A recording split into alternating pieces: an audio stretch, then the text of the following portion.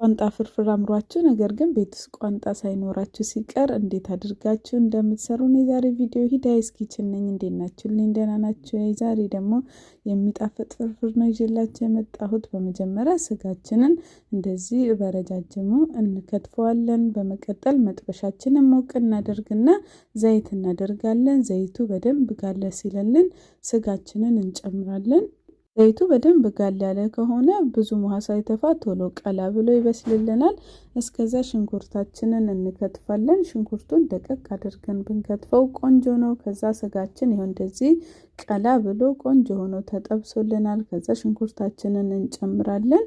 ሽንኩርታችንን ካደረግን በኋላ ውሃውን እስኪጨርስ ቀላ ብሎ እስኪበስል እንጠብቃለን። በመሃል እያማሰልን ሽንኩርቱ እንደዚህ በደንብ ተጠብሶልናል። በርበሬ እንጨምራለን። ነጭ ሽንኩርት እናደርጋለን።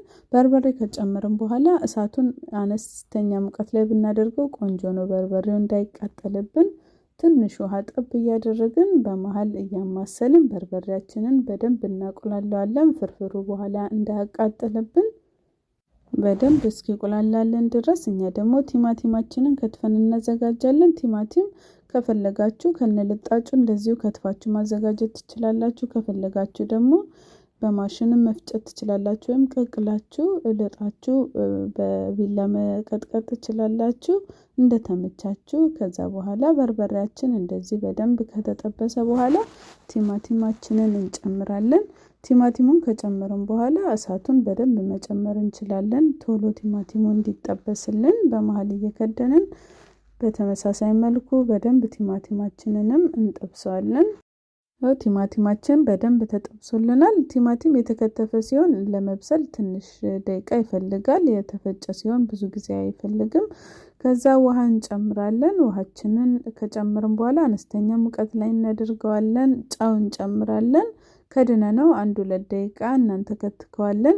ቃሪያ የምትወዱ ከሆነ ፍርፍር ላይ በጣም ደስ የሚል ቃና ነው የሚሰጠው። ትንሽ ጣል እናደርግበታለን።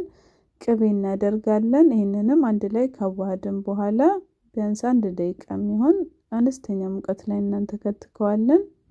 ያው ሶሳችን እንደዚህ ቆንጆ ሆኖ ደርሶልናል። ከዛ እንጀራችንን እንጨምራለን። ያው ለፍርፍር ሲሆን እንደሚታወቀው ቀዝቃዛ እንጀራ ስናደርግ ነው ቆንጆ የሚሆነው። ትኩስ ሲሆን ፍርፍራችንን ያቦካብናል።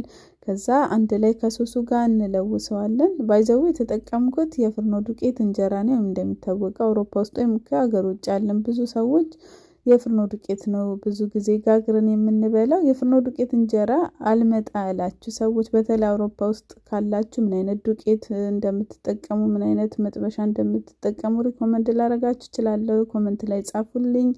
ይህን ይመስል ነበር የዛሬ ቪዲዮ። ስለተከታተላችሁን ከልብ አመሰግናለሁ። የምሰራቸው አዳዲስ ቪዲዮዎች እንዲደርሳችሁ ሂዳይስ ኪችንን ፎሎ ማድረግ አትርሱ። በሌላ ስራ ቪዲዮ እስከምንገናኝ ቻው።